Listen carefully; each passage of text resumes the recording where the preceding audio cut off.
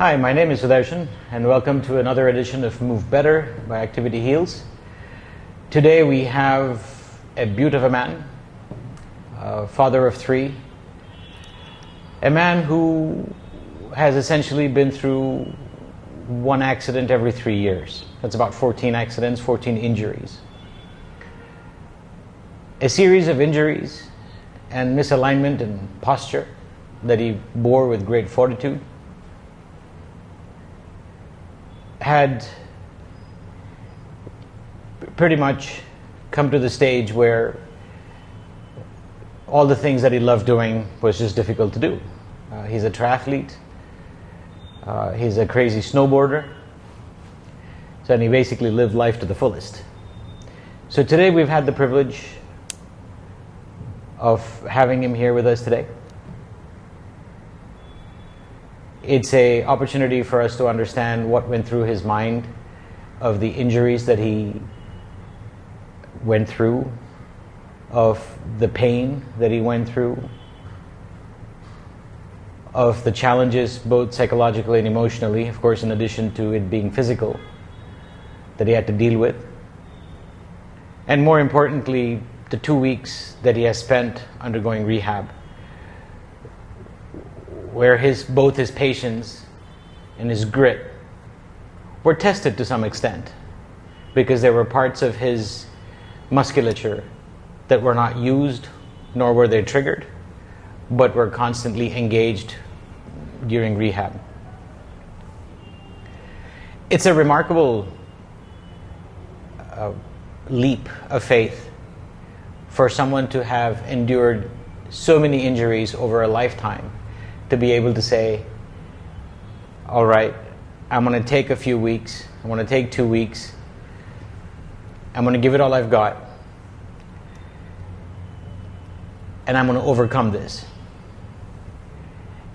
And in the entire time, I believe, from what I have seen, the why as to why he was doing it, the goal that he was doing it for, is what I believe took him through and kept him sane and kept him at it. So we will be discussing this particular case with him as well as Badri over the course of some time from now. All right, Shane, welcome. Welcome to Bangalore. Welcome to Activity Heals. Thank you, sir. Take us through what brought you here. Well, married to a Bangalorean. Fabulous. Many years, and I don't actually remember when we got married, so I get in trouble for that. I think it was 2007, so nice. It's not a new marriage. So I've been coming and going here for many, many years. We were here about 8 weeks ago for my wife's mother's 80th birthday. Nice. The day of travel coming here, I was out for a jog in the morning in Dubai, and for no apparent reason, my knee it popped on me. So with that, we got here to Bangalore, carried on for a few days, and then some very good friends of my wife's, who she grew up with, her best friend, had turned out their son had done work with Badri, with you guys here, and she sung his praises, and then through that sort of social circle where we were staying at Bangalore Club, one or two others also popped up and said, yep, he's the magician, go and see him, he's fixed me. So that then started on the Saturday or the Sunday, when we were about to head back to Dubai. We were only here for a few days. But it was a conversation between Badri and myself. I went back to Dubai, tail between my legs, with my knee not in a very good place. But we'd stayed in touch, and I'd sort of had a bit of an idea. I think it was more of a disconnect from the medical system, to use the term, in the UAE, just not being geared up in a direction to actually have a duty of care to try and fix people. It was more just clip the ticket. You get a 45-minute window, and with that you've got your pleasantries, how are you feeling, what's going on. So if you're doing any sort of active physiotherapy, osteo, you really got 25 minutes, 28 minutes, 30 if you're lucky, and then you kind of sent on your way with 2 or 3 instructions, inevitably never get done. You know, I've got a wife, 3 kids, I run 2 businesses. My days are busy, so my mindset with that was, could I try and remove as many factors in my daily grind that would then let me concentrate on trying to get this old carcass of mine somewhat fixed. And that's what I said to Badri, could we work out that I'd sort of come for 2 weeks and do it quite intense sort of sessions, and that's where it started, and then a lot of backwards and forwards. I think in many ways it's like an onion, you just keep peeling back layers, and as he got me to look back through my history of injuries and problems, it went back to from when I was a very, very young kid, like a baby. So that's sort of what brings me here now. Well, I understand that the frequency of injury is rather high for you since you were young. What is it that got you to realize that you wanted to do something about it now as opposed to much earlier? I think maybe a little bit of maturity, finally realizing I'm not indestructible. I think for many years during your teens and your early 20s, you are indestructible. And I'd lived a very destructive lifestyle as well, whether it be work, partying, things like that. So there was not much self-preservation in my mindset. The last sort of 5 or 6 years, I've tried to make a concerted effort to clean up my lifestyle, cut back on the boozing, healthier foods. I got into triathlon. The more I got into it, the more running, the more injuries I was finding. And, without having a great deal of knowledge of basic anatomy and things like that, I knew that with having this flat foot on my left side was causing all the problems on the right side, and the right side was taking all the load and subsequently failing me. And it was a lot of frustration more than anything, because of here I am, good mindset, good training schedule, but just perpetually injured, and I just couldn't shake the injuries. So it was one after another, and there was no consistency, primarily from running. The swimming and the cycling wasn't too bad. The shoulders would play up a bit, or my hips, but more than that, my knees, my ankles, muscles in my calves and things. So that sort of brought me to where we are now, that, if I want to keep doing it, I've got to take it all the way back to fix it properly, not just, get a crutch. It might relieve the load for a little while, but it's definitely not going to fix the situation. True. And more than that, again, I think, I speak of Dubai, but I think globally, the medical industry is so geared up, surgery. They just want to throw you straight under the knife, and I'm not willing to do that. I know there's chances in a few years from all the abuse I've given my knees that I might need a knee replacement. But if I can take a much more holistic approach, then at least, it doesn't help being heavy. And like I've said, I skated and surfed and snowboarded and mountain bikes and jumping off this, that and the other, that I'm my own worst enemy in a lot of ways, but it's, what can you do? Right. What can you do? You live life, Life is for living, because you're a long time dead. Yeah. You're a long time dead. That is true. I know the world's become a lot smaller. You can sit anywhere in the world over Zoom or Skype, and you can send some contracts, you can start businesses, people have all those relationships. But rehab isn't really like that. It's really a people-to-people thing. And so what went through your mind that you spoke to him and you were here for a short window, and then obviously you went back to Dubai to carry on with life? And I'm sure you would have had a few conversations thereafter, maybe over the phone or something. But how was that experience where you were actually going to take that leap? Refreshing. Yeah. Because you could see somebody in Badri asking the questions that nobody else really had. It was like, okay, your knee hurts, let's do some things on your knee. And there'd been no sort of working professional engagement or anything like that. It was purely the common interest in the friends and people that he'd worked with. Then Badri basically just stayed in touch with me. He said, how's your knee? Cold bath. So you get to the point where it's like, okay, here's somebody that actually cares about what they do and how they do it and how they go about it and they communicate to people. It's a no-brainer then. It's like, okay, look, I know I'm going to get the treatment and the attention you need, not just farmed in and farmed out and sent on your way. So that to me sort of said, look, let's commit to it. I sorted out things with work, like I said. I've got my own 2 businesses which consume a lot of time mentally and physically with my wife, with my kids. It was a no-brainer. Sure.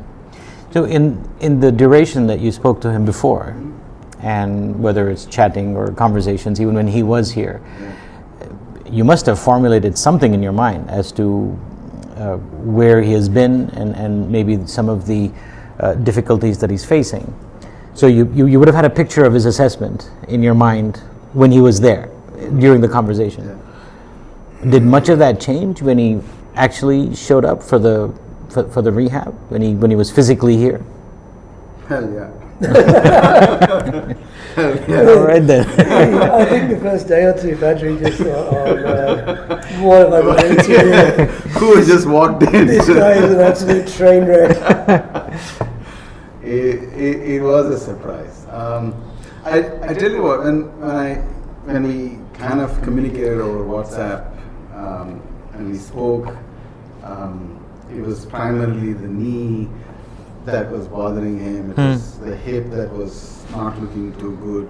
So I was trying to, in fact, I so much so said, look, I cannot be there.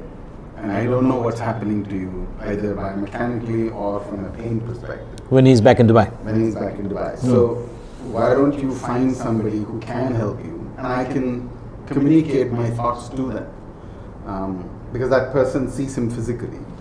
And here is a thought process that is coming out of sheer intellect, just thinking about the problem. And say if the idea was not to really call him in. The idea was to see, since he's there, let's sort his issues out while he's there. That's interesting. If I can contribute to that recovery, great.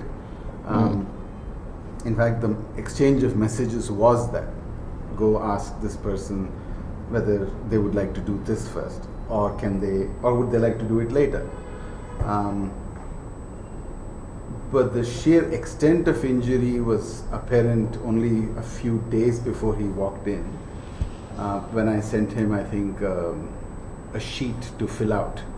Sorry, apparent biomechanically, like his shoulder wasn't moving or feet wasn't moving or something like that. Painfully apparent. How the injury had actually happened apparent. An injury is an injury at the end of the day. You can add a pathological name to it and move on. Right. But you really don't understand how that injury really occurred. What did he do that resulted in that? Ensured that there was an injury. Right. In that sense. But once those sheets of history were filled out, it showed multiple things. It showed both the person itself, which was tenacious, living life to the fullest, true Aussie, right? True Aussie, right? Here. And it's a wonderful thing to have as a quality for rehab. So that's fantastic, because I know he will push through. You really qualified, didn't you? Yeah. Pre-qualified. Yeah. But then how the injuries happened also kind of told me what all could have happened for that injury to have happened.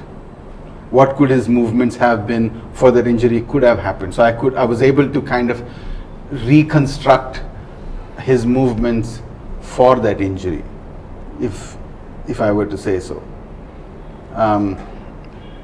So that kind of gave me a sense of where could we start, or how could we start.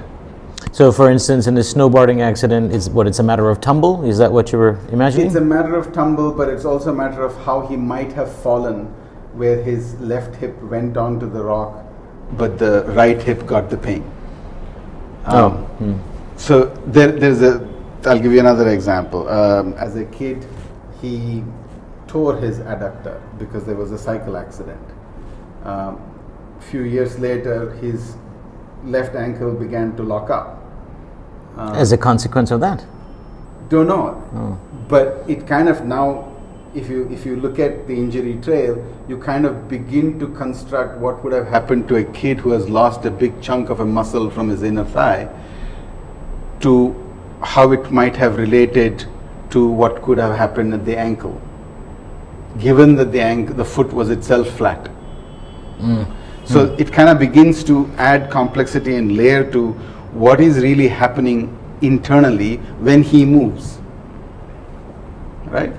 And that's a phenomenal information. So that sheet that I sent him was designed, or is designed to help eke out that subtle piece of information that you wouldn't normally get, saying, hey, where's the injury, let me check the injury. Okay. Gives some volume to it, doesn't it? Yes, it does. And you wrote beautifully. Beautifully. Brought back some good memories. Yeah. Like it was yesterday. Well, one or two of them I don't remember, so I had to ask my mum. And then proceeded to send the voice message. Which definitely tickled Patrick. That was really funny. You could hear his mum speak about his injury. That was just too funny. The injury was bad, but the way she explained it was just funny years later. But it kind of tells you the person that you're going to deal with, the person that he is, the kind of work that you can do with him. We do physical work, yes, but we also encourage the mind to be available for that physical work. Yeah, his presence is essential.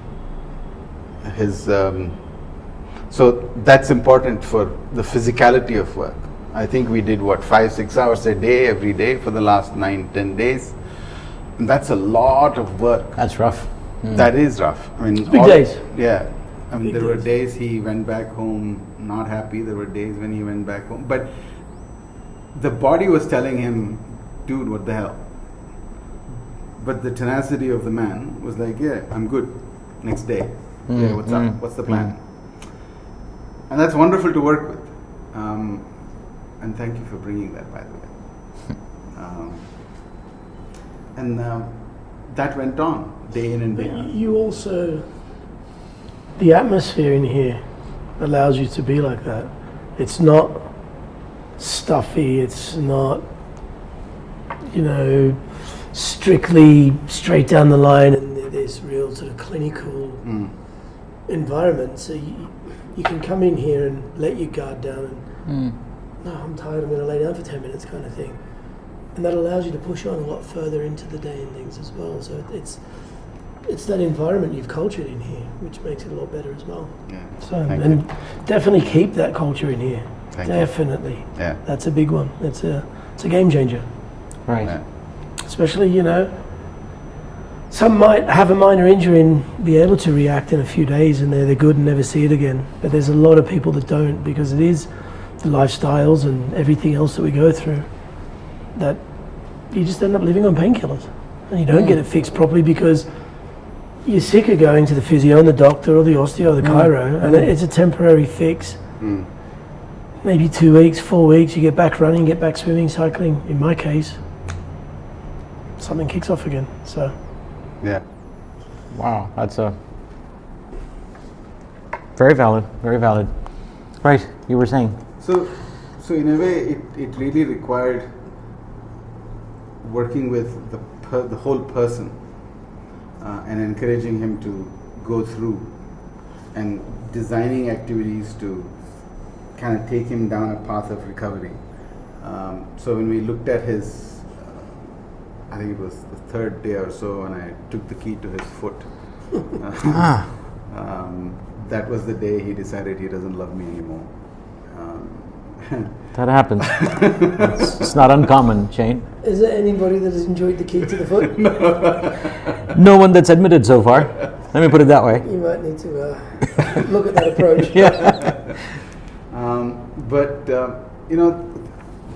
The chronicness of the injuries also tended to make many of the musculatures not work. So there was a sense of frustration that it wouldn't work, but then there was also the tenacity on one side which was saying, yeah, bugger it, we'll work it. And that was just beautiful. That was just a beautiful journey to see the foot open up, to see the man walk again, to see him feel differently to what he felt all these years, to get him to recognize how the foot felt and how the knee felt, and when it kind of changed. It was a real pleasure to see that journey. And it was a wonderful journey. Yeah, it was an absolute gem of a journey. Just for him to say, oh, I can now feel my foot. Oh, now. And the other day, I think he was actually lying down because he was pooped. And then he got up. And then he called me over. He said, I have never gotten up like that. How long has it been since you got up like that? A few years. Has to be. Yeah. And he actually... Oh, from a lying down position. Just laying down, engaging the core to sit up, but I've always had the right side, I've had compressed discs in my spine in the lower right side, and always, for many years, it's as I go to get up, there was always the weakness there. So to compensate that, you need to put your hand down, or it was a throw yourself up to get the momentum, and this time it's just smooth and easy just to sit up. Something super simple, but it was like, oh, wow, boom, things are working again, which is good. Wow. And that's wonderful to be part of that journey. It's just down to me now to not go break myself. No, the thing is, because he's so active and because his work is so active, it's so physically demanding, and he participates in sports that are physically demanding, be it skiing, be it triathlon, be it cycling, be it swimming, be it running, prepping for the triathlons. I'm sure, yeah. And the Ironmans. Because it's such a physical act, you have to always keep in mind that whatever you're doing today has to translate and integrate itself into the physical world that he lives in. And that's an important factor. I can't rehab him clinically. I have to rehab him contextually. So all of this, in a way we have taken one tiny step towards getting him to run and be less painful and perhaps pain-free, cycle, be less painful and perhaps pain-free, and hopefully edge him towards going back to competing, edge him towards getting the confidence to say, okay, I will do the loads, I will train, and perhaps send my admission for a Ironman. Hang on a second. So that's a matter of active sports. The example that he just cited about him getting up without hindrance or pain, that's his daily living. Yeah. That's he's going to do 4 times a day maybe, or 3 times a day. Yeah. Even down to rolling over in bed. Yeah. Right. Simple as that sounds, where that constant weakness in my lower back, well, where the problems were, but maybe just a weak core, would always result in, if I did try and roll over, was this stabbing pain. So it was always a case of you compensate, throw a leg over, or you almost wind yourself up to kick yourself over just to roll over at night. How do you explain that? When he's a beast, when he does his triathlon, when he does his cycling, he does his swimming. That's just. How do you explain something as rudimentary as that? He's a dingo. There you have it. Say no more. That's what he is. He's a dingo. For those who aren't familiar with Australian fauna, yeah, Flora and fauna. Australian wild dog. Yeah. He is full stop. Yeah. Mind is funny. When it is faced with a task of accomplishing something, it'll go through a wall to accomplish it. A classical medical example, which is psychological example, is when a woman sees a child under a car, the mother will lift the car. Full stop. Whatever car it is, she will lift it. Ask her to lift a 10 kg bag, she may not be able to. And that has nothing to do with being feminist or not. It's just strength. And where does that strength come from? Right here. So when you put him on a cycle, put him on speedos, and get him a running shoe, he will go through it. But at the end of the day, the body is also craving for nurture, right? The mind is craving for nurture, and it kind of wants that nurture off that feed. So when it is difficult to do it on a daily basis, it may not be so difficult to do it on a one-off basis. That's one. Two, it's the everyday things that we do doesn't require monumental force. It requires subtle forces. It requires gentle forces. And recruiting gentle forces, fine motor control may be difficult from time to time. But recruiting gross motor control may not be difficult for some time. It's interesting. So there is an element of that. I don't know, let me ask you, when you got up that day, the way you did, and you caught yourself by surprise, did you plan to get up that way, or you just got up and thought, oh shit, what happened? Just literally just sat up. Just like that? Yeah. You didn't even think about it, yeah? No, I was just laying there. We'd done the. Yeah. I'd been doing the stretches, and I'd sort of laid back, and then it was just a case of. It wasn't a thought of, oh, can I do this? Yeah. I just sat up, and then it was a light bulb moment. Hey, wow, I've done this without any pain, without any strain. Correct. And that's when I sort of looked over to you and said, "Did you see that?" It's like, holy hell, wow. So there was no conscientious thought about sitting up like that. Yeah. So that also kind of tells you that when the brain is used to so much pain, the motor cortex of the brain, which controls, plans, executes movement, goes through a change. It would for the longest time not have allowed that getting up, because the back is something that is triggering the motor control portion of the brain, saying this is not an unplanned movement, this is a planned, executable, altered movement. So this is the way you are going to get up. And that's what it was used to. And somewhere at the back of his head, that getting up was so natural at that particular point in time, because all the muscles necessary to be recruited to get up in that fashion had just sat well. So the brain no longer thought of, oh, I should put my hand, I should do this, or I should do that. It just clicked. Exactly. Wow. And it clicked so seamlessly that the motor control was rewritten, which was unwritten for a long time. So in a way, when you deal with chronic injuries or chronic injury rehab, you're not doing physical, in a way you're doing physical joint related rehab. If it is his knee, it is his knee. If it is his wrist, it's his wrist. If it's his middle finger, it's his middle finger. You are physically working at it. But the agenda is not to work at it.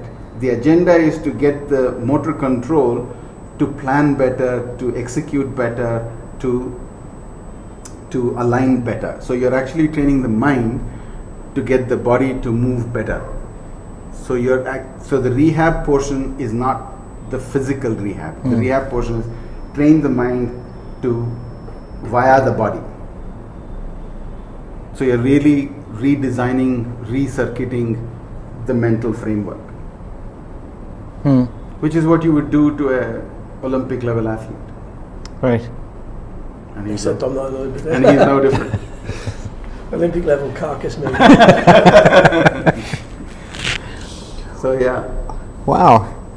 So when you had a chance, obviously, to or he shared with you his accidents, his multiple accidents, and some of the difficulties that he has faced. So when you saw that you had one injury after another, either compounded or, and the human body is funny this way, that where if something is wrong on one side, the rest of the body will compensate or overcompensate.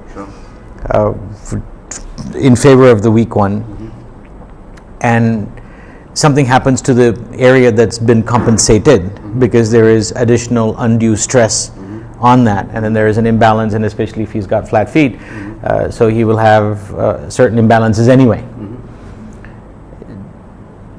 So when you have a condition where you've had injuries compounded by flat feet, or the other way around, and over a large period of time,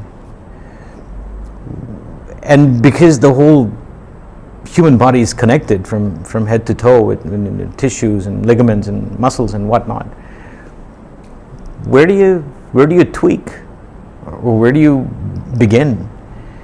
I mean, I know that the big toe is responsible for things in your neck, and your neck is also responsible for things down to your foot. So, what do you fix? Good question. Where do you begin? At the start. long time ago. Once upon a time. In a galaxy. I think the tack I took with Shane was really to look at. He had mentioned two things. One, he had gotten off Ironmans because he needed to fix himself. Number one. Two, he was going on a work tour, and he wanted to bicycle, and that's coming soon, I think, in the next couple of weeks. Yeah. Correct. And so the two things kind of hit me in my head. So it kind of said, okay, if I were to somehow give him a sense of confidence that he can do the Ironman, I must give him some confidence to do the cycling trip, or must do cycling when he is on his work trip in the next couple of weeks. So therefore, I kind of started off at the foot. And he had also buggered his knee, so therefore getting the knee to work well and getting the hip to work well, because cycling requires a lot of hip work, was another factor for me to start at the foot. And once I decided, and once I saw him, and I knew there was a significant portion of the flatness of the foot that I had to deal with, it was a no-brainer to start at the foot. Seeing how inactive they were. And portions of his foot did struggle. So what does he mean by what did you mean by inactive? It was literally 2 days just to get me the communication, the chain of command from here, just to lift my toes, because they'd been so inactive for so many years, and as I understand it, just other larger, stronger muscle groups just took over, dominated, and left these other smaller muscular groups, just left them behind, and sort of just carried on with that way. Just, I guess, a lot of sheer stupidity, really. Things weren't working properly, so the things that do, use them twice as hard, and that's where a lot of these injuries have come about, from just overworking and not having a complete system working in unison. It's just having a partial system working, and it's similar to something mechanical. You know, if an engine's only running on 3 cylinders as opposed to 4 or 6, it's definitely not going to be able to output the same power and run efficiently and effectively. And that's where, in my understanding of, with the flat feet and just a lot of these issues I've had, which I've just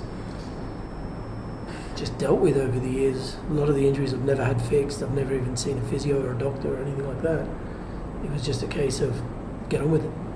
So it goes back to the start. How do you counter that or address that, or where the toes are a part of his body and they move every time he walks?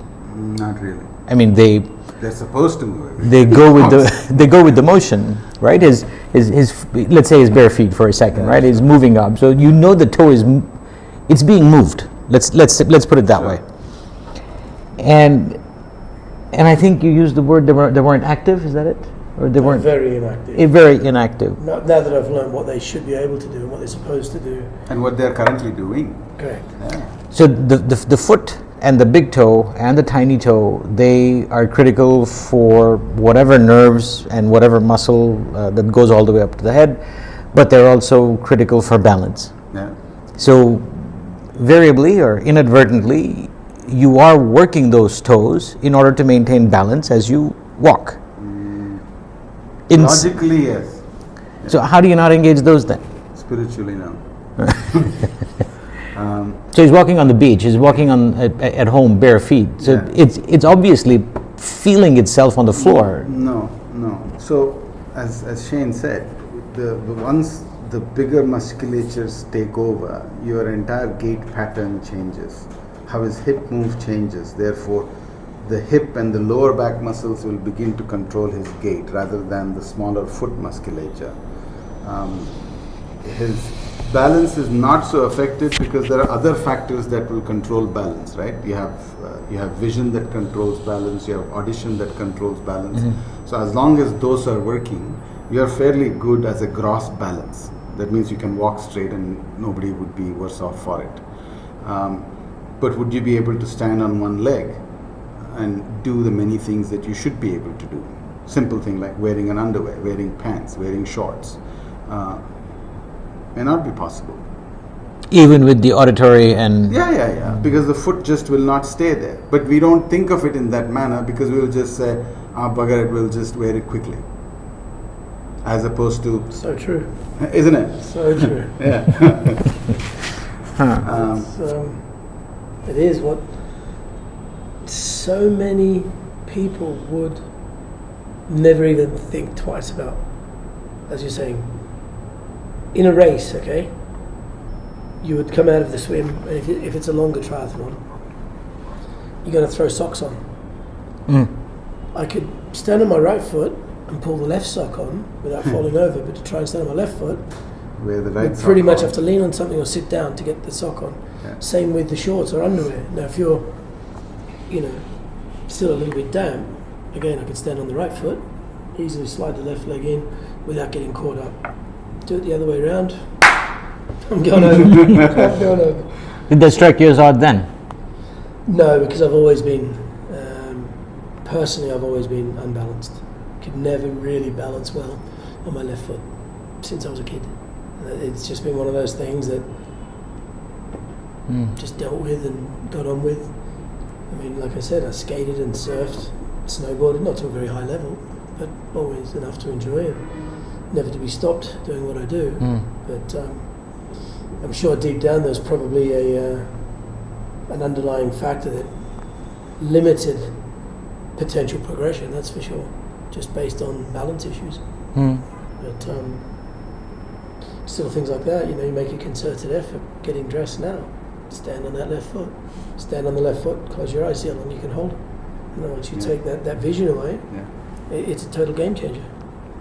So just little things like that to try and do, and things I'll be taking away from here is to take home to my kids as well, because one of my daughters has got flat feet, so it's going to be a long hard road for her, and at 13 to be trying to get her to stick with these basic exercises. It's I just hope she doesn't have to go through what I did with all the pain and just the aches and the constant. The last few years I've lived on painkillers just to get through the Ironmans and the training and stuff like that. I'd get out of bed and everything just hurt, and then you end up with, posterior tibialis tendonitis or plantar fasciitis. So it's just more painkillers, more painkillers. But as you said, the mind's a wonderful thing. If you want to do it, you do it. It just hurts a bit more. So la vie. Small case. But it must be asked, why? You've pushed yourself. In some cases, you didn't know you were pushing yourself, like in maybe the snowboarding thing, and some of that you didn't really have a choice where you landed and what have you. But you've had these injuries, you've had these difficulties. What made you push through, saying that you want to keep pushing your body to these limits, as it were? Or, and I'm not saying that you're not enjoying them. Obviously, you get a great deal of joy in physical sports. Or running and swimming and so on, but why? It's a good question. I think in some ways the last few years, more so with the triathlons than anything else, I think it's definitely got to do with sort of waking up and growing up a bit. What am I now, 45, nearly 46, and as I said, I lived a very, very self-destructive lifestyle from 14 years of age, physically and drugs and alcohol, things like that. I smoked late teens into my 20s. And I bad food choices, sleeping late. And then with the industry I'm in, working in the event industry, I mean, it's definitely a boys' club of an industry. And when you're young and you're indestructible, you work hard, you party hard. And it is fun, but it'll catch up with you. Like the old saying goes, it'll soon catch up with you. And then I guess, I got very overweight, just again, food, not sleeping properly, high stress levels, alcohol. It's not as though I was inactive, but I just wasn't active enough. But then I found, and a lot of people I speak with, similar age and stuff like that, find what's the word? You find a certain peace With? in your own mind when you're training. And it's a known fact that the endorphins you get from whether it's a run or climbing, like people climb, cycling, just the sports I keep mentioning. But a lot of the time, I go for a swim for an hour. Yeah, my shoulders hurt and I'm blowing. But it's also an hour away from my phone. It's an hour out of my own head. So it's cathartic in many ways. Even with the pain? Yeah. Or the impending pain? Definitely. I mean, again, through it was part of the process was painkillers as and when I'd be training. I've got a very slow digestion.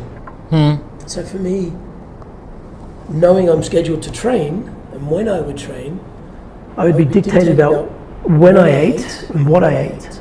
So whether it's literally just training sessions in the mornings, in the afternoons, evenings, if I knew I was going for a run, I wouldn't eat. Let's say I was scheduled to run at 7 p.m. home, sorted the kids out, so on and so forth. I wouldn't eat any time after 3 p.m. because I know if I was running there, it would repeat on me, just cause a lot of sort of reflux and things like that. But also get up in the morning when I'm going for a swim. I might not have eaten for 12, 14 hours. I'd easily go cycle 2 or 3 hours, 70k, 80k, 100k, with zero food, 2 bottles of water. So I've got this, like an old diesel engine that can just go on very minimal fuel.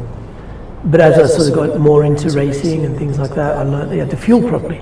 So then it was trial and error. But with that fueling was also painkillers.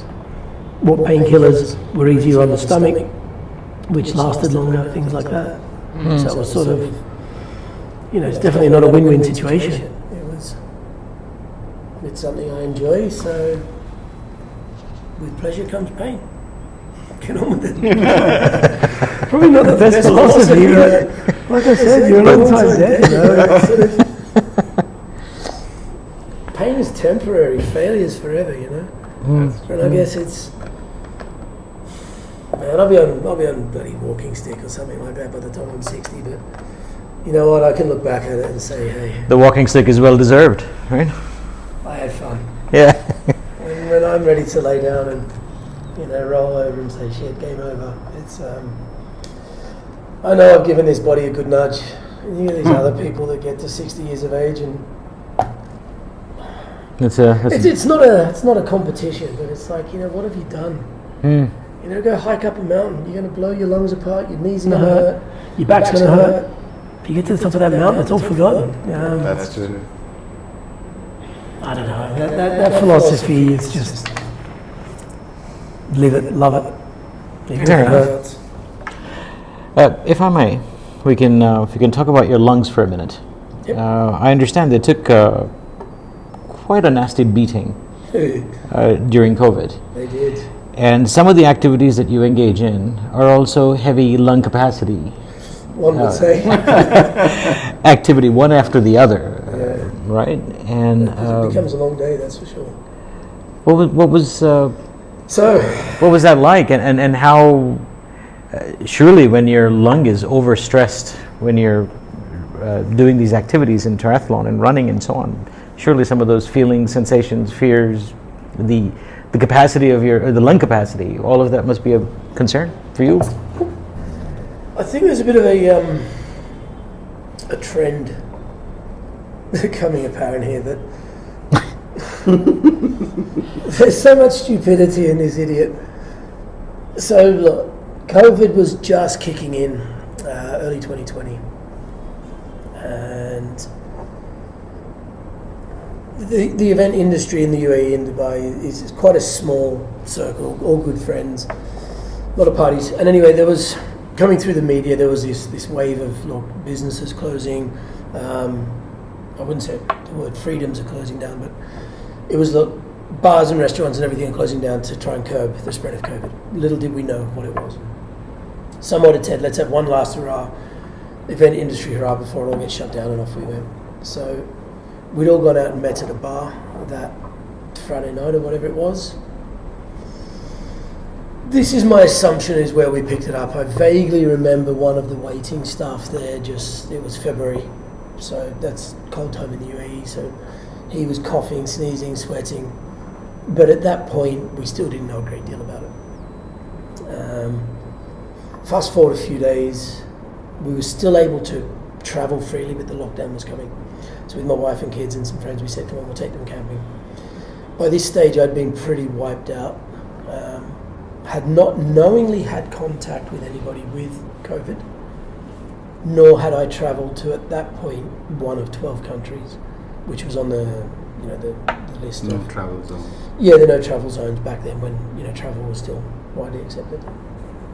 So I'd had about 48 hours in bed, just absolutely annihilated, and I'd gone to the local medical centre and said, look, I'm presenting all the symptoms, except I hadn't had any known contact and hadn't travelled. They didn't do any COVID tests. They'd done influenza A and B tests, a load of other inflammatory tests, so on and so forth, and just said, the viral loads were high. We don't know. Wow. Let it go. By this stage, I was maybe 2 or 3 days in, and I was wiped out. But I promised the kids, so I gave them the painkillers. Get on with it, man up. All right. We drove from Dubai towards the Saudi border, and that's a solid 4-hour drive. It's a beautiful place. We camped right on the beach. I was with my sister, a good friend of mine, his wife, their kids, my wife, and our kids. We were sharing a bottle of rum. Hydrating. Hydrating. And needless to say, I drove back the next day. There was a big storm coming in, so we drove back. And by this stage, I was wiped out again. So the whole next day, I didn't even get out of bed. And this time, we'd found out an ex-business partner of mine, an industry colleague as well, he'd had it. And about 30 hours in, my wife just said, come on, we're going back to the clinic.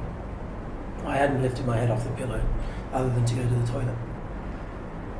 Just weak, like fatigue? We'd been camping. I'd had the fever. I was feeling pretty average. Right. But it sort of came in this wave where it went up, it wiped me out, it come down a little bit, and then it came up really high.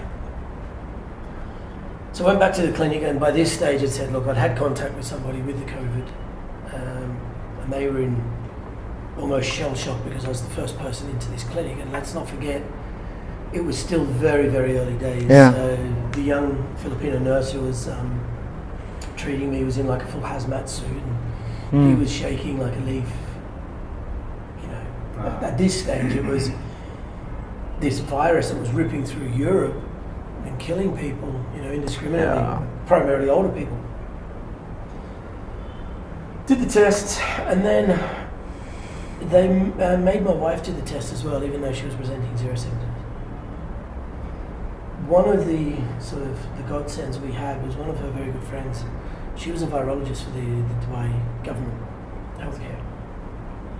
She'd made a point of saying, make sure they put her details and address it to her on the box being sent to them, because there was an inundation of tests being done.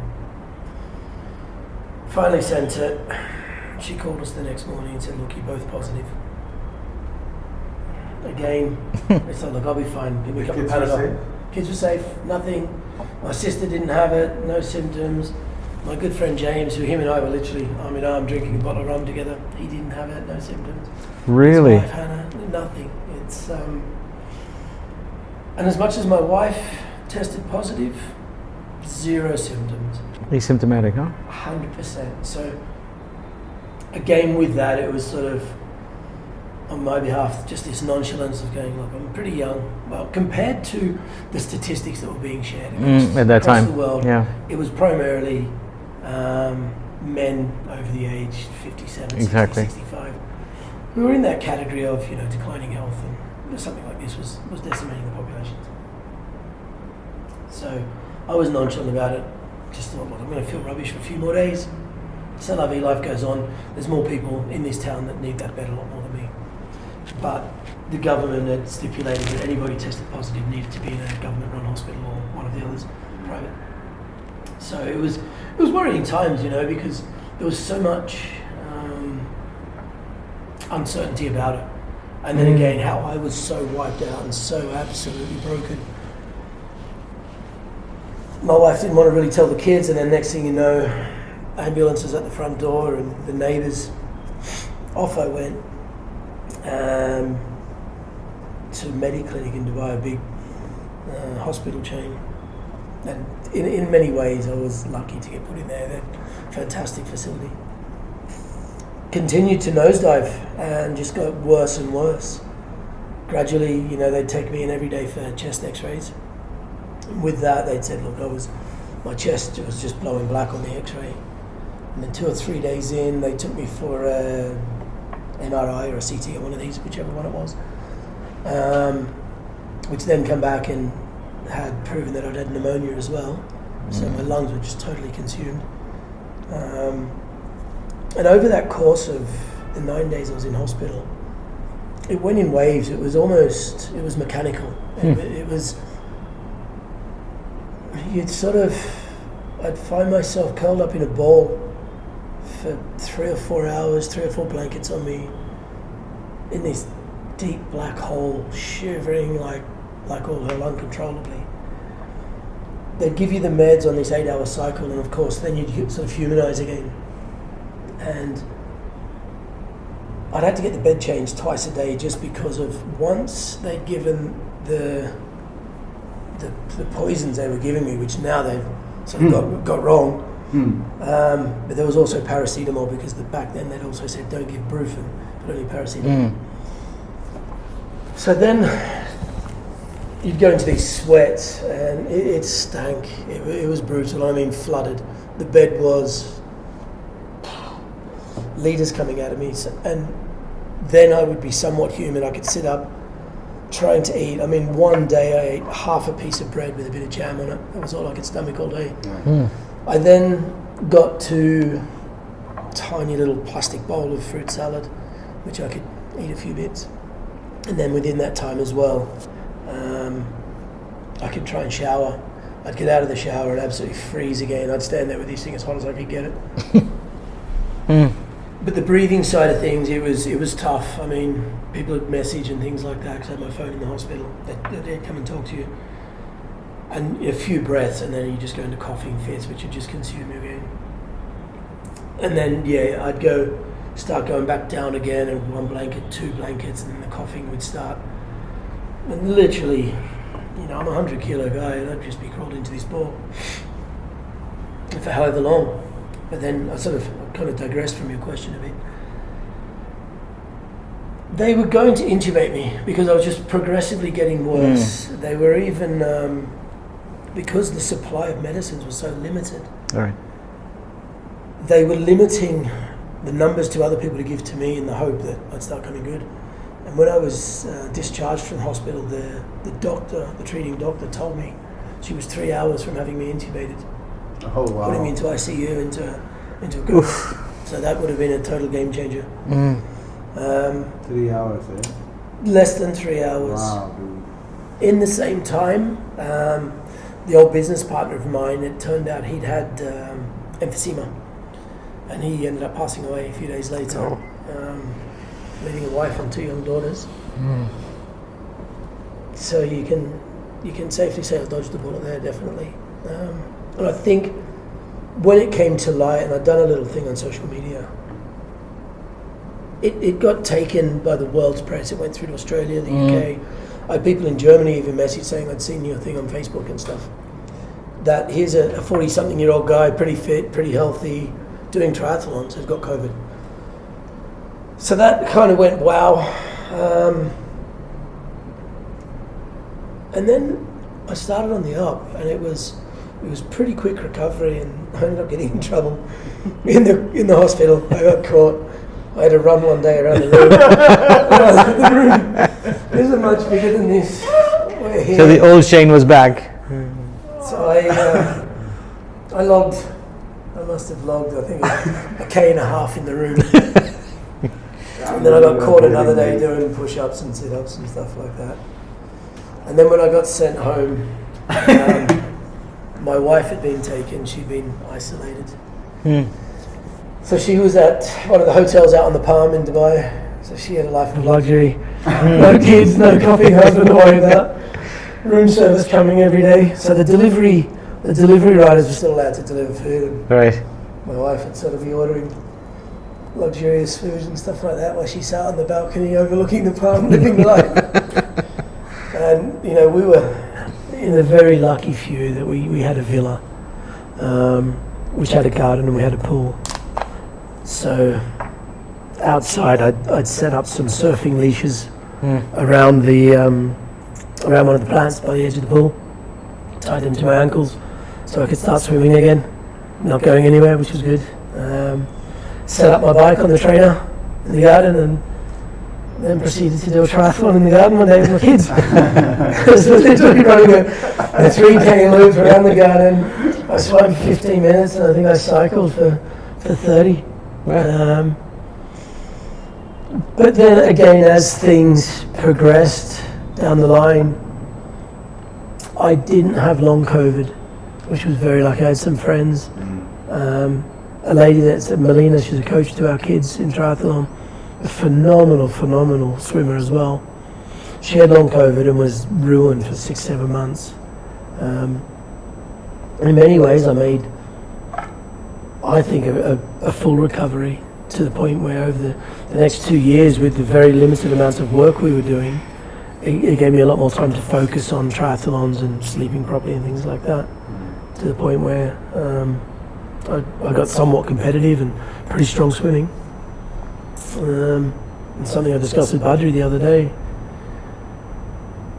Early this year I had a cough. I don't know if I had COVID or not, but I found that my chest was just really constricted again. So I've been to see your friend the pulmonologist the other day. So they've identified that I've got some sort of allergies at the moment. But on a whole, not too bad. Pretty lucky considering what I went through and what could have been. So on the one hand, we have the bone, his muscles, his injury, and to top it off, he has had COVID, and which probably would have reduced his lung capacity, maybe diminished the integrity of his lungs to some extent. Surely this would, was it a concern for you that this could hamper his rehab, his recovery, his oxygenation, his blah blah blah? Not so much, because we are still in the early stages of rehab, so it's predominantly. But he was running and doing all that stuff before. Yeah, that's okay. That per se is okay. But I think as we progress down the chain, when he goes into more running work, more swimming work, how I should engage in balancing out running to swimming to cycling, which would take more precedence, would perhaps be my next concern, or would be my concern at that point in time. Swimming has an interesting benefit.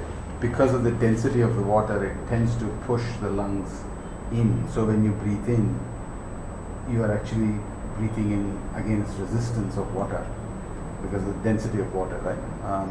So it kind of makes the lung voluminous depth-wise, this way, not this way. Not width-wise, but depth-wise. Got it. So a lot of swimmers have volume of lung here, depth. A lot of cyclists have depth. Runners tend to have this width. So getting more volume into his lungs is a primary concern for me later on. what kind of breath rates he should do while swimming, what kind of breath rates he should be doing while cycling, what kind of exhalation rate should I be looking at while he is running, are all critical factors that will come into play much later, not necessarily now. He's okay. But I've heard of this notion of, or the requirement or the need for pulmonary rehab after COVID especially. Sure. What is that, and how does one become entitled to it? I hope nobody becomes entitled to it. How do they avail it? Yeah, exactly. But I think the fact that he went back to the pool was a critical factor in helping the lungs recover. Because of the... Because you exhale a lot more. See, respiration It's... Yeah, sorry, go ahead. Respiration is so respiration we all think is when you breathe in and breathe out. Right. In fact, as an evolutionary thing, or even as kids, when a child comes out of the mother's womb, the child is unable to breathe because the mother is breathing for the child. So the only way you can get the baby to breathe is to pinch it or to put a slap on the bum. So crying is an act of exhalation. It's not an act of inhalation. Correct. Right? So when you exhale is when the brain resets its breathing process. So a child learns to breathe by her own or himself because the child has given a chance to exhale.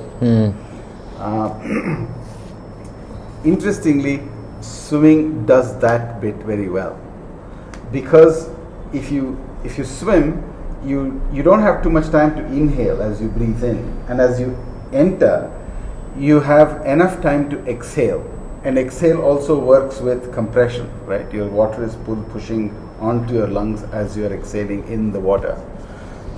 So you exhale a lot more to clear the lungs, to inhale as much as you can, as quickly as you can, which kind of clears the lung, which also tends to clear the hydrogen ionification of the cerebrospinal fluid in the brain, which therefore restarts your pulmonary rehab in a way.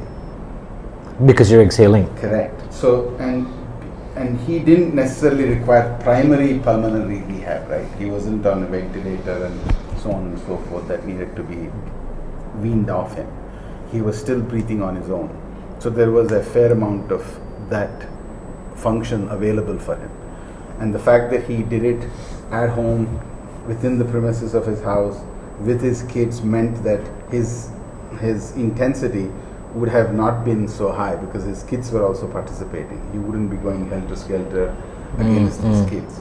So the kids would have tempered his natural ability to swim hard or run hard. That in a way helped. The fact that he had the access to a trainer helped. So all of those things kind of, whether he knew it or didn't know it, whether it was planned or unplanned, it was cosmically so that it was graded up, which was a great thing for him. So, and under what circumstance? Like if he didn't swim, or if he didn't run after recovery, would that put somebody in a position for a pulmonary rehab? You would have to look at some kind of rehab after that. Yeah, you would have to look at breath work. You will have to look at holding breath, exhaling breath. There are multiple ways of breath works that you do that improve lung volume and oxygenation quality. Well, I mean, surely his lung was a pumping machine all the years that he ran and swam and rode a bicycle. Yeah. So he had this, however intense it was, his lungs would have still had that memory of breathing and exhalation they couldn't even after COVID. Because So what happens there? The rib cage would have collapsed on him. He couldn't allow for enough expansion. So therefore he wouldn't allow for enough. He would cough the minute he would take a deep breath. Rib cage can collapse? Yeah, it can constrict you. like the anaconda of your lungs. It can constrict. It can move? Yeah. Ribs can move up and down and out and in. And it can allow you to inhale more and exhale more. So if you keep saying that so what you're saying is if we can get our lungs to be the balloon that it is all the time, it'll keep the ribs where it is. Yeah. And if it's a deflated balloon, the ribs kind of cage in. You can. So a lot of the times when we do work with people requiring better respiration, we do go ahead and release the intercostal muscles, which are muscles between the rib cages, which allow for the ribs to either move up or down or out I won't and be in. coming to visit you for that one. He's not getting the keys. Stay back. What is it? One of these things, right? Yeah. So we do release those intercostals to get better air. We also release the transverse abdominis muscles for the diaphragm to sit better, to allow for better lung expansion. So all of that is possible and doable, but that need not be for everyone. You know, they wouldn't let me out of hospital. You know the little, it's like a little plastic thing with the balls in it. Yeah, spirometer. Yeah. Where you had to sort of breathe in and hold the balls up. Yeah. There was various Levels of that, or what it counts as. True. They wouldn't let me out until I could do that consistently. Correct. So there was 2 or 3 days. Correct. There you go. So it was more than just. I had to provide 3 negative consecutive COVID tests. Yeah. Wow. But then it was also a load of other factors before they would let me out. But again, I mean, what they've learned in the 3.5 years since is definitely it'll be different to the way they were treating things back in March, April 2020. Absolutely. So. Now we were very fortunate when we fell for COVID. I fell for COVID, then as I recovered, he fell for COVID. So there was a whole family of COVID. It's like a dominoes. It's a weird one though. I mean, not to try and digress, but I've read some reports that said it was based upon the proteins in your blood group. Again, my wife had it, asymptomatic once or twice, nothing at all, maybe lost a little bit of taste and smell. My sister, who's also in Dubai, and we're very close with, she's had it, whatever. We all had the Pfizer vaccines. Sue had it, my wife, nothing. My sister felt a bit average, no issues. I got it, 48 hours, like I had COVID again. Absolutely wiped out. Floored, fever, headache, body ache, in bed. Just misery. Yeah, brutal. More than man flu, and man flu is real. But, I've had 3 of the vaccinations, and all 3 of them just absolutely wiped me out. And then you speak to so many others, and they're like, no. And the funny thing was they did the first one in this arm, and my lymph swelled right up under here. Second one, this arm, same in under there. So I had this dead arm from the jab, but this real intense, felt like deep bruising for about 3 or 4 days from just the injections. And I'm like, again, to friends, my sister, my wife, nobody else had it like that. So whatever my blood group is, or the proteins or something, definitely reacted pretty badly. Wow. Very odd. So this is, it's really fascinating. I mean, we're pretty much covering the entire human body, which includes his mental makeup, his emotional makeup, his psychological propensity and disposition. We've spoken a little bit about his COVID and his recovery. I mean, the lungs obviously is a very important component of the kind of workout that he does and the kind of life he likes to lead, which probably explains why he does the things he does. I mean, there is intent, there is a goal, so even with his recovery here and his experience here, I think it's clearly seen that he really wants something to happen. So he's willing to put in that extra pain to get there, which I suppose is a very important component of rehab. And it helps you a great deal because he's got a goal and he's got an objective, so you can get him there.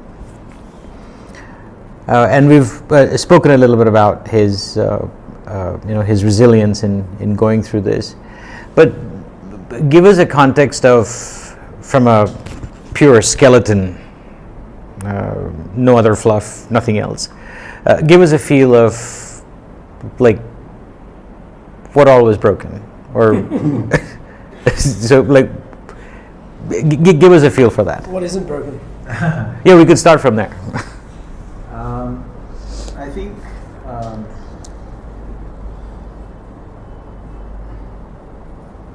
so. I think the first accident he had was an accident from the pram. Yep. Where he fell off. Like 3 or 4 or something. No, one. Oh my lord! Something very, very. One and a bit. Stood up, out the pram, took a dive straight into the concrete.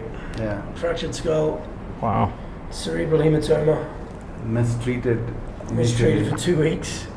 and then he was taken to hospital in Wollongong, I think. No, in Sydney. Sydney.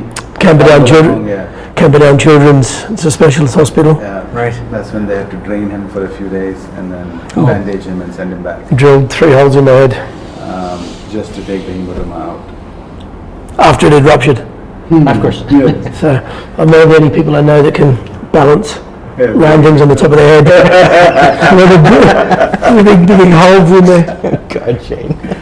Wine bottles is a good party trick. Full of surprises. Actually, you could put a wine bottle here, wrap a... Funnily enough, I can do it with scaffold poles, which is part of another injury as well. We won't go there. And then you can uncork the wine bottle, bend your head, people can actually... Just give me a little bonnet. Yeah, absolutely. Maybe a party trick. I think that was one. The second injury was this bike. So that's the skull, that's the head, That's right? the head. Then there was a bike injury where it tore the groin muscle out because the bike was a bit too big for him at that time. He slipped, his leg went into the crank and it flushed and it basically removed some flesh out of him. So the body doesn't grow that stuff back? Not a torn muscle. Okay. So there was a fascial damage, there was a muscle damage. Then Speaking of that, sorry to interrupt, would there be a way to get that scanned? yeah, Just for, I mean, come on, I'm 45 years down the road kind of thing, but yeah. would there be a way to get an MRI, ultrasound, to see the extent or... Yeah. Okay, that's something I might look at. Yeah. You can do an ultrasound to see what kind of damage it has incurred and how the muscle has gotten scar tissue and how the scar tissue has grown or what approach or angle at which it has grown, which is different to the striations of the muscle of that. Something I've never even thought about until right then. Yeah, you can. Because one of the things that happens with deep tissue injuries is that when tissue heals, it need not heal in the same direction that the muscle is also in. So the pull of a muscle would be in one angle, but the pull of that scar tissue is at another angle. So therefore the inefficacy of the muscle becomes very obvious at that point. So when you're doing rehab work, when you're doing myofascial work, it's very important to see if we can align it. If we can't align it, how do we come close to aligning it? All of that becomes an issue. So that was another injury that kind of happened, which then kind of led to very randomly the ankle locking up. In which case the ankle would go into plantar flexion and it wouldn't necessarily come back out. Does that have anything to do with the abductor? Don't know. I think it's possible. Okay. There's a good case for an assumption, yeah. Yeah, I think it's possible, but don't know. Okay. Because it was not immediate, right? Right. Passing that injury, there was another injury to the wrist when he was doing skating at home now. In a friend's pool. In a friend's pool. So Dry pool, I believe. Yeah. Dry pool. And they were skateboarding from one end to the other, and he fell multiple times. And I think he had a fracture of his right wrist. Scaphoid fracture of the right wrist. He put his hand. I think the multiple times he fell would have slowly fractured that, and one fall would have just done it. Basically, what we were trying to do was the pool had rolled down, and you've got that small transition, but then there's about 3 foot of vert, so we're trying to come up and... Too many beers. Time to go. Indestructible. So the 5th injury he had after the skateboard incident was in 2000, about 3 years after, when he went snowboarding, and The first time. the first time. One of few. I remember. That's been a good document. Yeah, that there is evidence of. I think he landed wrong, and his knees buckled. I basically missed the transition on the down ramp. Yeah. I went a little bit too fast. I think my ambition and aspirations were a bit more than my skill level. So needless to say, what goes up must come down. And when it comes down on the flat, it's not good. I tell you. So that was the 5th injury he had. Then I think a few years later, 1 year later, again in the snow, on the snows, skiing this time. It was all snowboarding. I might have just put down skiing. Oh, It okay. was That all was snowboarding. also snowboarding. There you go. It was all snowboarding.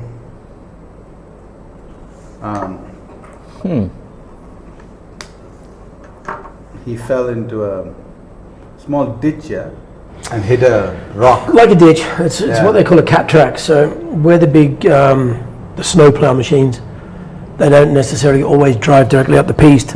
They might have cut-offs Correct. where they need to access other parts, whether it be for the steepness of the piste itself or just so you don't drive straight across where people are going to ski down and you end up with your speed hump for people. So I'd driven through the night from London out into France. The winter before I was there for 5 months, and we'd come down the hill, come across like that onto the cat track, which is flat but had a natural drop off straight off, and hadn't slept, didn't even think to check it. Follow me. Don't follow me. So needless to say, I must have dropped, I think it was about 8 or 10 foot, just straight into rocks. I got lucky because it turns out that the one rock my head hit had Yeah. snow on it, Yeah. but that one blew a bruise. Size of a dinner plate up my left hip, just below the ribs. That was a good one. A memorable one. That one, I don't think I've ever felt pain as bad as that, except for the keys in the foot the other day. The closest comparison. No, that was I couldn't move for about 30 minutes for that one. And then they, it's called the Blood Wagon. It's the ski patrol with the, he's got like the stirrups and the big stretcher bed behind on skis. Yeah. Down the mountain I went, losing the feeling in my legs, my leg and foot. So I was in and out of consciousness, and in this screaming pain, but in the same time, I'm like, man, my feet, I just can't feel them. So in we went, urine test to see if I was potentially bleeding internally. So not having medical insurance or any money, just being a broke ass ski bum. There was a couple of beers to fix that one. Something did. So a few days off the snow and then Back on it again. Yeah. I told you, it was a crazy bugger. Yeah. Then there was again a ski accident in 2002 where he dislocated his shoulder. He went headlong. Hit his It's actually shoulder. known as a tomahawk. Correct. Right. Yard sale. Yeah. Absolute yard sale. Goggles this way, beanie that way, me that way. So that blew me up good and proper.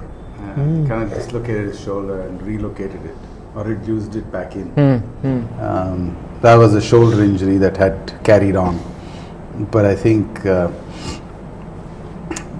That was in 2002. I think 2022 that shoulder injury came back, or the shoulder pain came back to that shoulder. There was year after that, 2003, at work site, I think it was in London, was it? Correct, in London, yeah. He was holding a scaffolding pole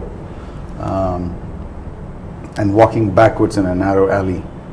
And I think he wanted to turn to get out of that alley. Oh, he was trying to remove something. Yeah, and he was holding a stiff pole up his hands, left hand, I think.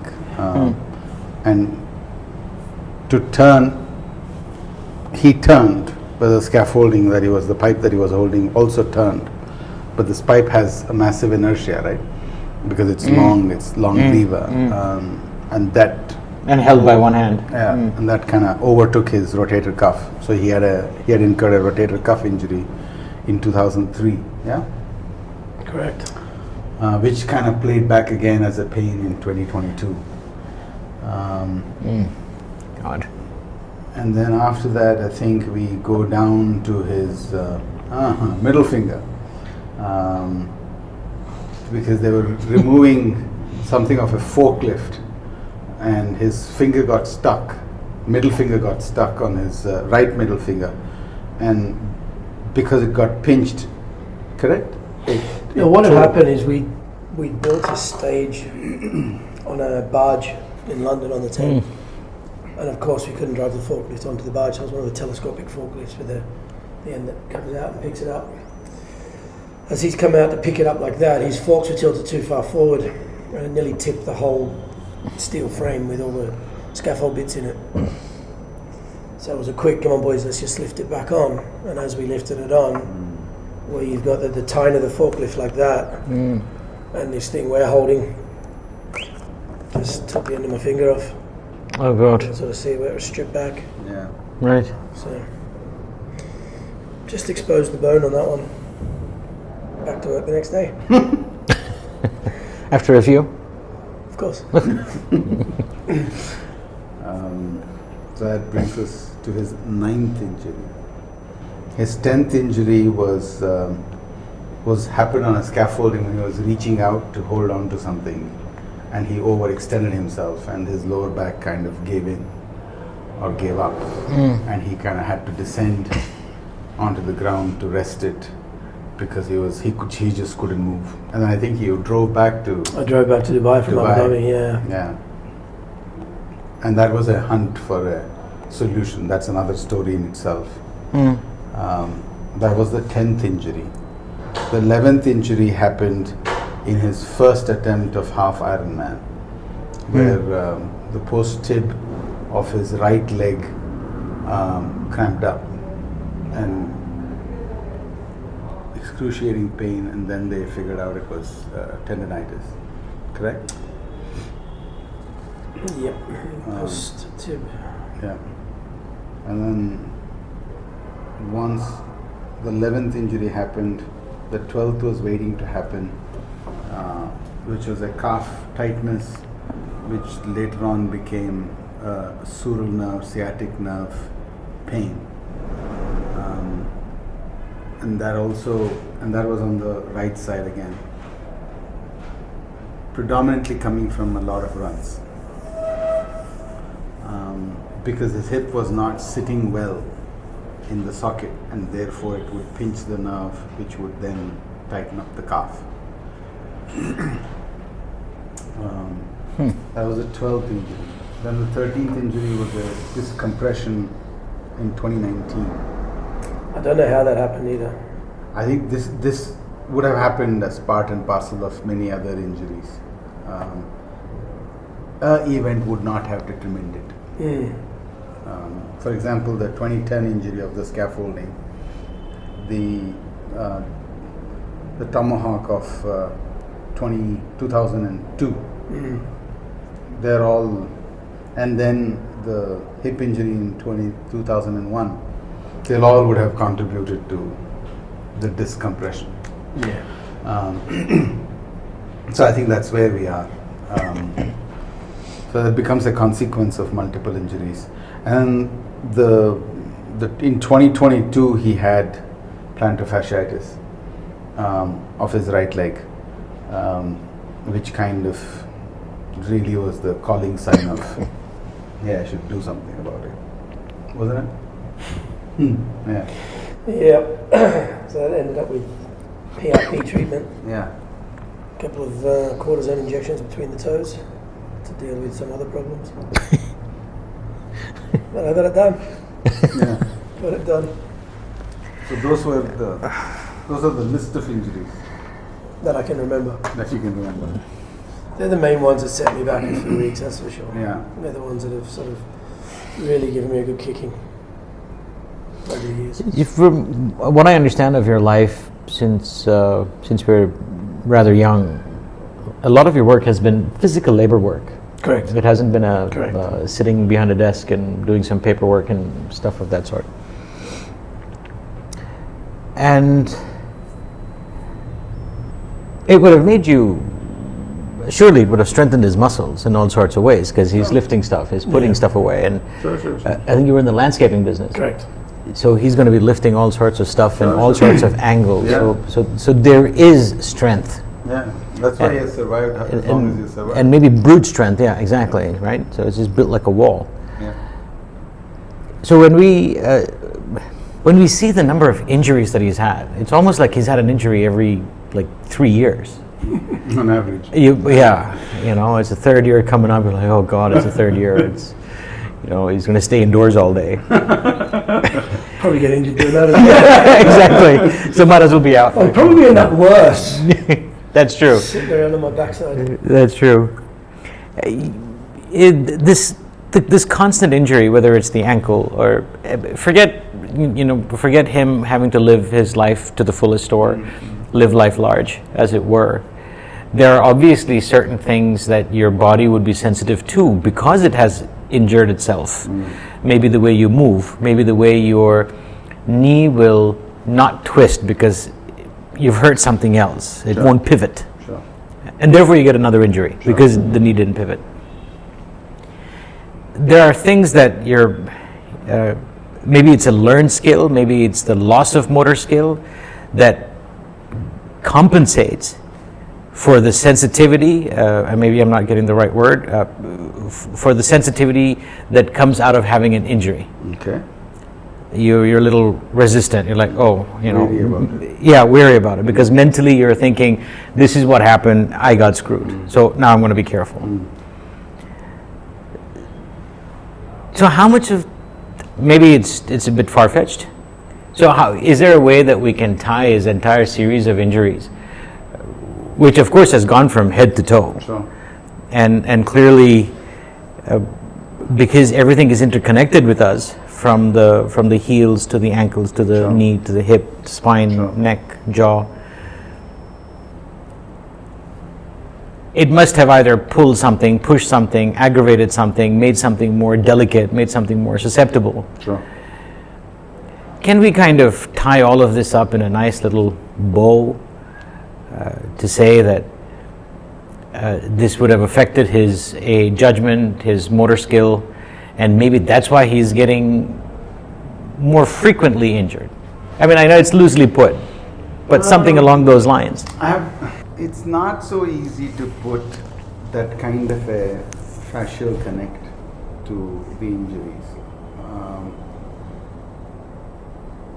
Can I give it something from my understanding of that question? Yeah, please. Certain injuries, whether or not I've had this historical amount of injuries or problems, I think the chronic pain that I've had and certain issues, maybe we could redefine injuries as the big crashes I've had, the big one-off explosions, blows up, whether it be skiing, skating, snowboarding, so on and so forth. I think maybe we categorize them as one that has come from consequence of just trying something too hard. The others with the chronic problems I've had from, whether it be from the hole in my leg, which was a one-off, the leg slipping in to the crank and ripping a hole in it, the flat feet, has what's caused a lot more of the issues over the years. Maybe not, excuse me, maybe we don't call them injuries as such. Maybe they are more musculoskeletal issues. I don't think I've done myself any favours by all the years of being so self-destructive, but then just being a ski bum and, living, hand to mouth day by day, no medical insurance, no hospital cover. Literally, when I blew my shoulder up, I put a hoodie around my arm for 4 days like this, and that was my treatment. Get on with it. That was your sling. Drink left-handed. Yeah. That was it. And as stupid as it sounds, and it's definitely not a sympathy vote, but that's just the reality of it. Indestructible at 22 years of age, and there's more important things to do than sit around worrying about your shoulder. It's like, there's parties to be had, there's snow to be ridden. So, I think the chronic stuff, which we've worked on a lot more here now, with the flat feet, with the musculature just not working, firing and working properly at all, they're definitely attributed to from way back when. These big injuries with the blowing up of the shoulders, stuff like that. But sorry, if I may, so much of his accidents are impact, except for where he fell through the thing while snowboarding, where he actually fell into something. What I mean by impact is in the first snow jump that he encountered, his knees gave away, and it was on a snowboard, so he was sideways. Right, so maybe the compression would have been easier if he were, let's say, facing forward. Or somewhere stronger, or his previous accidents would have strengthened something. Sure. So, is there some sort of a it's hard to thing tell. we can draw? No, it's really hard to tell. I've also been trying to kind of Interesting. figure out. Hence the skeletal picture that I've drawn, and hence I've noted it down on each of those joints, and I've also numbered them, and I've also given them dates, trying to see if I can have a link. But it's really hard. I don't think there's a link. I don't see a link. Except for one or two, maybe. I don't see it. And now you explain like this, and surely your assessment was, or let me just ask, was your assessment anywhere close to this when you spoke to him for those few weeks before he showed up? No. Like, did you... there is a certain enormity of, as he keeps saying, engaging and triggering certain aspects of his body, right? So, and he would have identified for himself that there may be 20 areas that his muscles or organs or toe or appendages is not engaging. And you would have thought, okay, maybe there is 15, 20 or 10 because of the conversation that you've had. And then suddenly he shows up and he starts working, and then you realize that he's an actual bull and that he will undergo whatever you put him through. You must have had a few bells in your head, right? Like, oh, now this guy I can push him a little harder. So surely your assessment would have changed drastically. The bullishness of the person is a good thing for me. I think it would be ideal for you. Yeah, I really like it. But you can get overwhelmed with looking at this, but you don't have to look at this to get. You don't have to actually look at all of this. You have to kind of cut the pie a little and say, okay, what do I now deal with first? What can I do? What are his first requirements? Trip was his first requirement. Business trip to cycle in the mountains there, first requirement. Second, perhaps get him first step towards cycling and running. Not so much swimming, because that's not impact. So if I can get that to happen, then I've given him a little bit more than what he is able to do today. Then perhaps once this phase of the rehab gets done and he's running reasonably well, I think he went for a run yesterday. First run in how many months? What month are we? August. Yeah. Just started August. 2-3 months, I think. 2.5 months. Yeah. Because it was First the day run. I came here for my mother-in-law's birthday, and it was middle of May. So yeah, 2.5 months. 2.5 months. So he went for a first run in 2.5 months. We cancelled our session yesterday just to give him that run, because I wanted to see how the last 10 days have really evolved into running. And to my surprise, it was not too bad. Really not too bad at all. He came back running. He was not sore. He was not wincing in pain. There was no pain. I think this morning there was some amount of discomfort but not pain. And I'll put it down to perhaps introducing him back to run, impact coming in. It's got to be the impact. Yeah. So I'm also thinking, we also did one thing, we also got him to run half the run yesterday with the toe separator set. Correct. Yeah. Because On both the feet? on Correct, both yeah, feet. both feet. Because I wanted to test how different it would be with and without. So it was a discovery. Okay, so now he's going back home. So giving him homework, getting him to do a little bit of runs, just to keep the impact going. Also managing that knee. So I need to perhaps look at running in water for him, just so that I don't load the knee all the time. Because cycling will load it. Running shouldn't load it. So I have to manage that in the course of next few months. As an online thing, or there would be a... Possibly an online thing, possibly also giving him homework and saying, come back to me, do this bit, come back to me, tell me how it is. Let's see how it goes. He's good with homework. Yeah, he's good with homework. He's very good with homework. Look at that. He's looking away. There's a halo around his head. He's good with homework. Yeah, we won't call in my school teachers then. So if I understand this, there's, from what he has been saying, and largely that makes him who he is, and what you've been saying about his performance, the why is really important. Like, why are you doing this thing? Yeah. Are you doing this thing just to be not in pain? Are you doing this because you want to be active? Are you doing this because you're mad and you're gonna run this 10,000 kilometers? And the why is what propels him to undergo any amount of bearable pain, or even in some cases unbearable, and to go the full mile. Because that's it. That's why he's doing it. And then comes the how and the what and the how. It's not intrinsic in people to have this thought process, especially when it comes to rehab. It may be the case with him or people like him, whether it's in India or anywhere else, who are just bullish and it's in all aspects of their lives. It's not just the sport.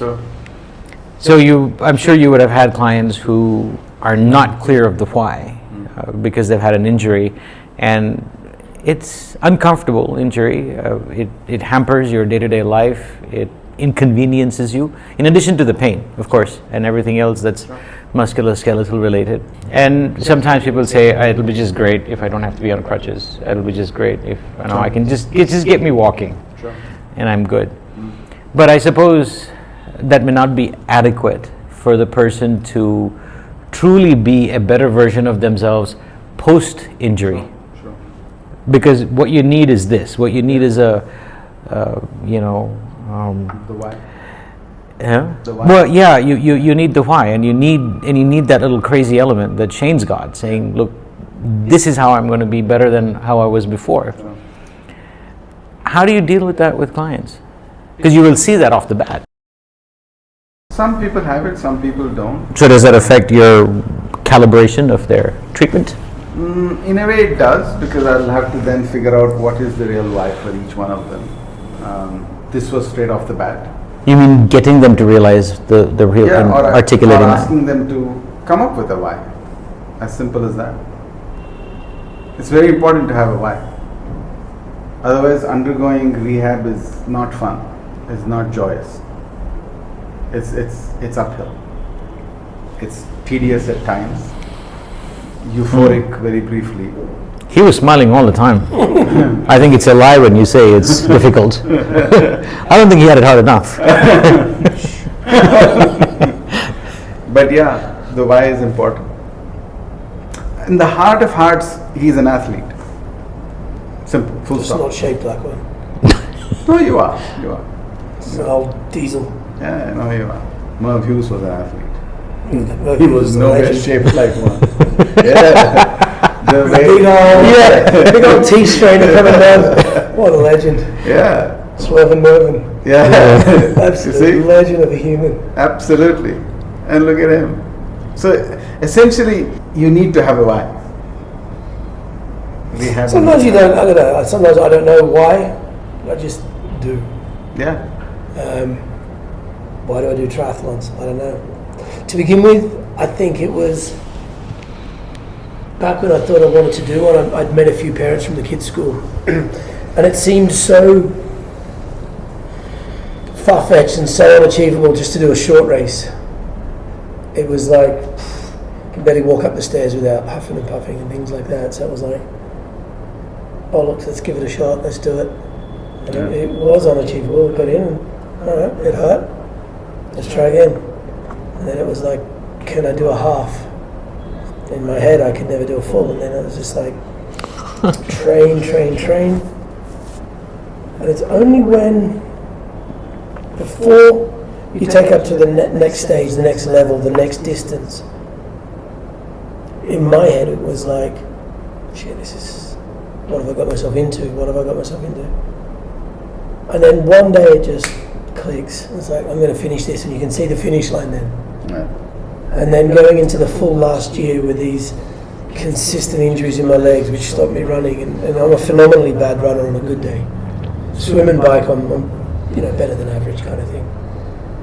And I knew I'd never run more than 21k in my life. So to go into running 42k off the back of a 180k cycle, it's a big challenge and it's daunting. So it was started to get some runs in, problems, a lot of elliptical, which is just brutally boring. Get it done. And I was inconsistent with the training. I put my hand up, I was inconsistent. I wasn't finishing the sets, or sometimes I wouldn't do them. Other times I wouldn't do them at all. I'd go cycling, or I'd end up on the beers. Then it was like, Shane, you've got to do this. So shut your head off to get it done. And then just one day in my head, I was like, okay, I'm going to finish this. But I also knew that I only had 15 hours. So it was play it backwards. How long is the swim going to take? Okay, I can do the 3.8 swim. I know I can do it under an hour 15. Under an hour 10's good. I initially set out I wanted to do an hour 4. I did an hour 8. So I was happy with that. I was out the water, took my time through transition. Again, it was like, don't blow up in the swim, you've got a long day. I'd never ridden 180k on the bike, nearly 2,000 meters of climbing, there was 2 loops. Don't go out on the bike too hard, hold the power back, make sure you fuel properly, make sure you got your hydration, and you've got to be getting this fuel in. You do one loop, I've seen my family and everything like that, there's tens of thousands of spectators. In my head, I'm still dreading this run. It's just all about the run. Yeah. I'll come around about 140k on the bike, and I'd never, what they call bonking. It's when you run out of energy and you literally stop. You bonk, it's almost game over. And every single person I've spoken to all said, be prepared at about 25, 28k on the run. You'll bonk, you'll go into the deepest, darkest hole. I wasn't expecting it on the bike because I had been fueling, I had been drinking, so on and so forth. And also you thought bike was a better option for you the bike was like a better event. The bike wasn't a big concern for me. I had put the work in, okay, I hadn't done that specific distance. I still remember so clearly coming along this road, and in my head it made so much sense to stop, and everything in my head just said 3 minutes, stop, lay down behind the hedge, have a sleep and go again, you'll be fine. I stopped, topped up the bottle, threw water over my face for about 30 seconds and got going again. It was fine. And then I got off the bike 5 hours 45 and I thought, oh, here we go. And I was prepared to walk, crawl, whatever it was. So that now it's this sort of mathematical count back. How long have I got to get this run done? I see when the kid's going to be able to make it to the meeting point we tried to meet up and things like that. So yeah, on to the run. Never ran more than 21k, like I said. And off I went, feeling half decent. So I started trying to count back, knowing there was 15 hours limit to finish the race. So I'm like, okay, 5:45 on the bike, an hour 8 on the swim, 6-7 minutes through transition, another 6-7 minutes in that transition. Let's go. And like I said, I just expected it to be pure hell. walk, crawl, shuffle, whatever I needed to do. And again, it was like, I'd been told there was a certain crossroads. We'd identified that Sue and the kids would be there to meet us, and my friend's wife and his kids were racing as well. I started out and I was actually jogging along, and it was like, oh, damn, what's going on? The legs are working here. It's like, oh, this is a bit random. Normally I'm blown up by 2K in.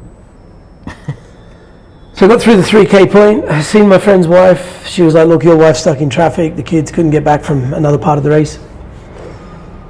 Up we went, big, long, it's a run along a canal path.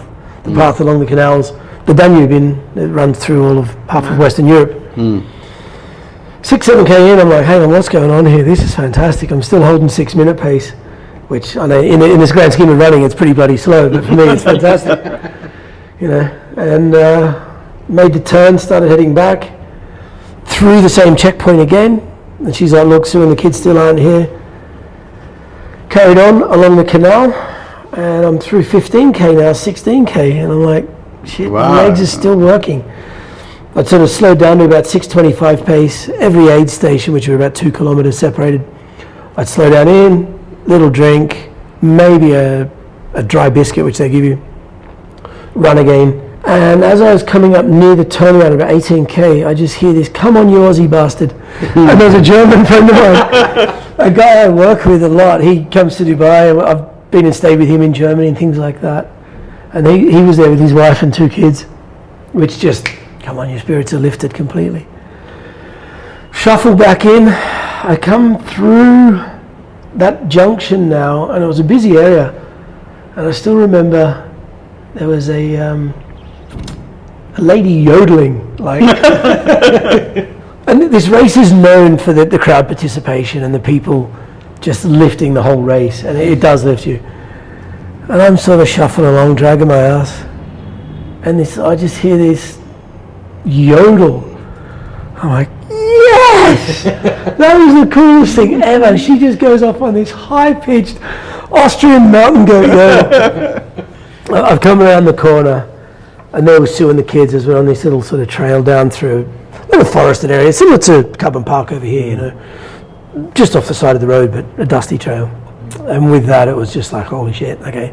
The emotions were coming on now, I've just seen them all.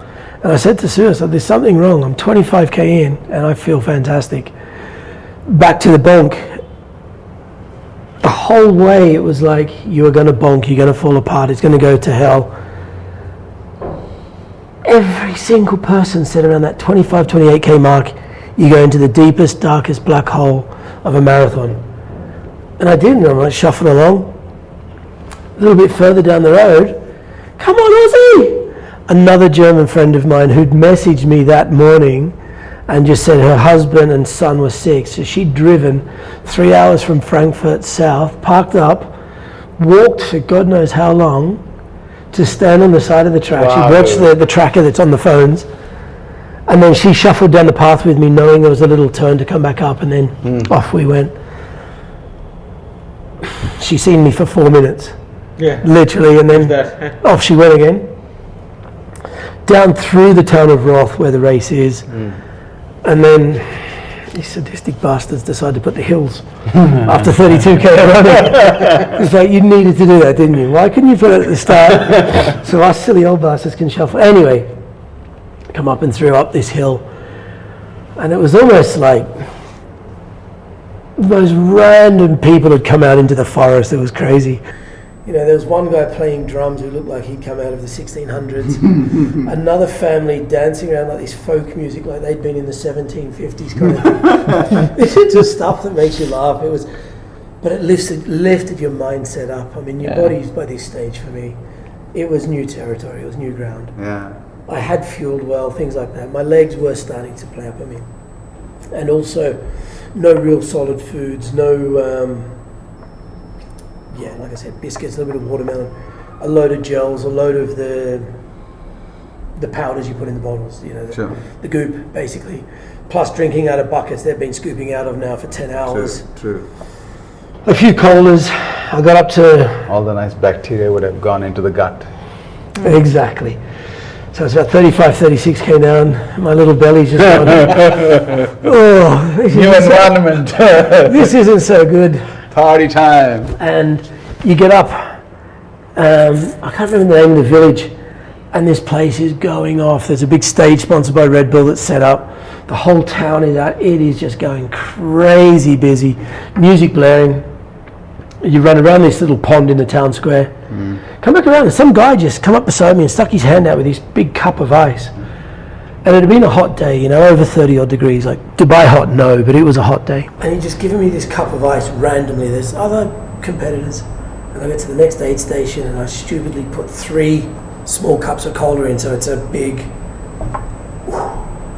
A minute later, my stomach just went...